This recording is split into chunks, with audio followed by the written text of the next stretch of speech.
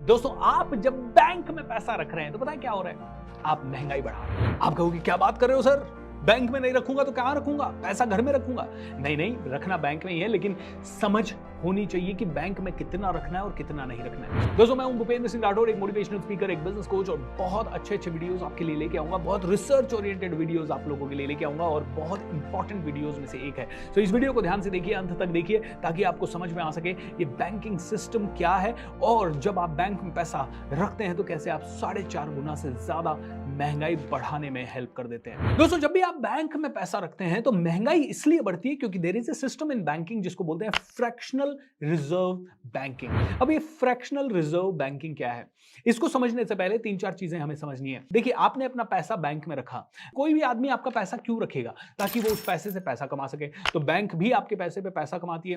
कैसे? आपके पैसे को लोन में देती है। आपको तो भाई 7% 8% एफडी में रिटर्न देती है। मार्केट में 17% 18% का पर्सनल लोन या बिजनेस लोन या कार लोन, कई सारी चीजें, कई सारे लोन बांटती है, तो वहां से पैसा कमाती है। उसी पैसे को लेके रिजर्व्स में, बॉन्ड्स में, स्टॉक मार्केट में इन्वेस्ट करके पैसा कमाती है। और दोस्तों आपसे कई तरह के जो चार्जेस लगते हैं आपके अकाउंट में, जैसे कि आप जानते हैं कि बैंक कहता है भैया मिनिमम इतना बैलेंस आपके अकाउंट में होना चाहिए, नहीं हुआ तो आपके चार्जेस लग जाएंगे। आपने कहीं ईसीएस वगैरह करवाया, ईसीएस आपका फेल हो गया तो बैंक फेल होने के चार्जेस ले लेगा। तो इस तरह के कई सारे आपके चार्जेस से बैंक पैसा कमाती है। इज दैट ट्रू और नॉट? यस। अब ये फ्रैक्शनल रिजर्व सिस्टम क्या है और इसके कारण क्यों इन्फ्लेशन बढ़ रहा है, इसको थोड़ा सा समझ लेते हैं। देखिए, बैंक में आपने अगर 1 लाख रुपए डिपॉजिट किया तो बैंक उसी पैसे को आगे लोन देता है या और किसी तरह से इन्वेस्ट करता है, करेक्ट और नॉट? लेकिन बैंकों के ऊपर एक छोटा सा रेस्ट्रिक्शन लगा हुआ है कि बैंक को 4.5% तो कैश रिजर्व रखना पड़ेगा। आपने अगर 1 लाख रुपया बैंक को दिया तो बैंक 1 लाख पूरा इन्वेस्ट नहीं कर सकता, उसे 4.5% तो कैश रिजर्व में रखना होगा। और एट द सेम टाइम 18% उसे ऐसी जगह पे डालना होगा जिनको वो चाहे जब लिक्विडेट करवा सके, और 18% बैंक को रखना पड़ता है कुछ ऐसी एसेट्स में या ऐसी जगह पे जहां पे तुरंत लिक्विडेशन हो सके, जिसे बोलते हैं एसएलआर। अब दोस्तों सीआरआर एंड एसएलआर के कारण 22.5% बैंक को हमेशा अपने पास रिजर्व रखना होता है। तो यानी कि आपने 1 लाख डाला तो बैंक सिर्फ 77,500 रुपए यानी 77,500 रुपीज का लोन आगे दे सकता है लोगों को।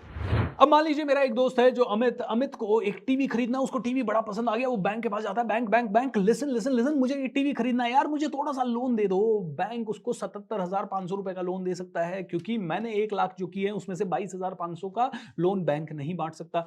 अब वो 77,500 बैंक किसको देगा? अमित को। अमित के बैंक अकाउंट में जाएंगे। अमित के बैंक अकाउंट से वो कहां ट्रांसफर होंगे? मर्चेंट, जो टीवी मर्चेंट है उसके बैंक अकाउंट में। टीवी मर्चेंट के बैंक अकाउंट में 77,500 है, उसमें से 22.5% वापस से फ्रैक्शनल रिजर्व बैंकिंग के कारण बैंक को रखना पड़ेगा। यानी अब वो 77,500 में से फिर से बैंक लोन दे सकता है, लेकिन 22.5% को काट के। फिर मान लीजिए किसी और तरीके से बैंक ने वो लोन दिया, फिर से वो किसी के बैंक अकाउंट में गए, फिर से बैंक अकाउंट से किसी के बैंक अकाउंट में गए, वहां से फिर से 22.5%।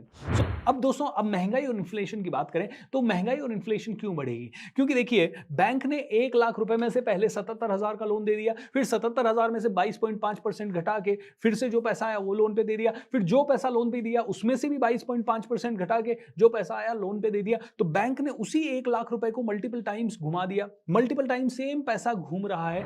इसको कहते हैं, तो जब आपको देखना होता है कि कितने परसेंट इन्फ्लेशन बढ़ रहा है, आपने जो 1 लाख रुपए बैंक को दिया वो घूम घूम के थोड़े टाइम बाद बहुत गुना हो जाता है। और कितना गुना हो जाता है अगर ये समझना है तो इसका सीधा सा फॉर्मूला है 1/FRB, यानी 1/ फ्रैक्शनल रिजर्व बैंकिंग का जो रेट है, जो कि अभी इंडिया में 22.5% चल रहा है। तो 1/22.5 किया, 4.4 टाइम्स पैसा आपका घूमा, 4.4 टाइम्स घूमा तो उतना लोन हो गया। जब लोन ज्यादा हुआ, खर्चा ज्यादा हुआ, खर्चा ज्यादा करने की कैपेसिटी हुई, भाव बढ़ गए, भाव बढ़े, इन्फ्लेशन बढ़ा। आपका 1 लाख रुपया जो बैंक में रखा हुआ है वो तो 1 ही लाख रुपया रहा। बैंक ने उस पर मल्टीपल टाइम पैसा कमाया, बैंक मल्टीपल टाइम पैसा आप ही के पैसे से कमा रहा है। भाव बढ़ रहे हैं मार्केट में, वो भी आप ही के पैसे के कारण बढ़ रहे हैं। बाइंग कैपेसिटी जो बढ़ रही है लोगों की, लोग ज्यादा खरीद पा रहे हैं क्योंकि उनको लगता है लोन इजीली मिल जाएगा, 1-2 लाख रुपए का जाके खरीद लेते हैं।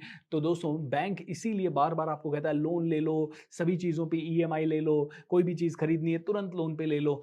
इसी के कारण दोस्तों आपका पैसा घट रहा है, क्योंकि एज ए एंड यूजर तो अगर आपने 1 लाख रुपए बैंक में रखा और 20 साल तक रखा, चाहे आप कंपाउंडिंग कर लो, कुछ भी कर लो, 20 साल में शायद आपका 1 लाख 2 या 3 या 4 लाख बना, लेकिन बैंक उससे पता नहीं कितने सारे रुपए बना लेगा। And at the same time market में जो इन्फ्लेशन और कई सारी चीजें हो रही है वो भी इसीलिए हो रही है। तो पैसा कहाँ रखें? पैसे को सही जगह पे इन्वेस्ट करें, पैसे को ऐसी जगह इन्वेस्ट करें जहां आपका पैसा एटलीस्ट 5 साल में डबल हो जाए।